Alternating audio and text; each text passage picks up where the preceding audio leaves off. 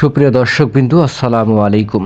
শুরুতেই জানিয়ে দেব আজকের সংবাদ শিরোনাম, তারপরে থাকবে এই নিয়ে পুরো বিস্তারিত।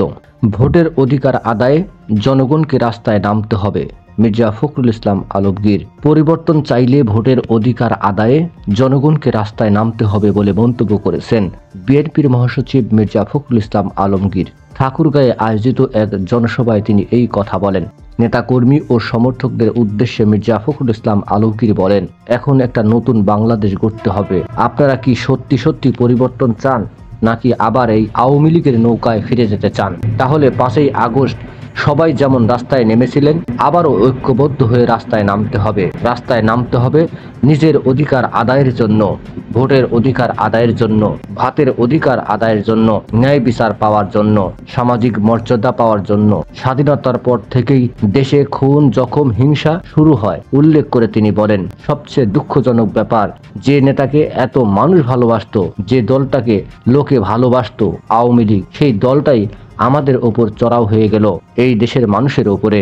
ইতিহাস বর্ণনা করে মির্জা ফখরুল ইসলাম আলমগীর আরো বলেন, দুর্ভাগ্য আমাদের, আওয়ামী লীগের হাতে যখন দ্বিতীয়বার ক্ষমতা এলো 2009 সালে, তখন আবার শুরু হলো অত্যাচার, নির্যাতন, নিপীড়ন। আওয়ামী লীগ আবারও একদলীয় শাসন ব্যবস্থা নিশ্চিত করতে ভোটের ব্যবস্থা ধ্বংস করেছে।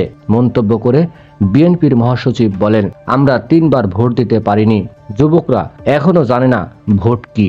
আমাদের আওয়ামী লীগের ভাইরা ভোট দিয়েছেন, বলে দিয়েছেন তোরা আসবি না, তোরা আসিবার দরকার নাই, মুই দিয়ে দিব। স্লোগান ছিল, আমার ভোট আমি দিব, তোমার ভোট আমি দিব।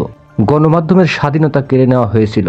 উল্লেখ করে তিনি বলেন, সাংবাদিকরা যা মনে করত তা লিখতে পারত না, যা সত্য তা লিখতে পারত না। আমাদের রমেশ বাবু ঠাকুরগাঁও 1 আসনের সাবেক সংসদ সদস্য, যা কইলা ওইটা শুনিবা হবে, ওইটাই লিখিবা হবে। হাসিনা যা কইলা ওইটাই লিখিবা হবে, ওইটাই বলিবা হইবে। এই অবস্থা তারা তৈরি করিয়েছিল, আর আমরা যা বলবো তা ছাপানো যাবে না।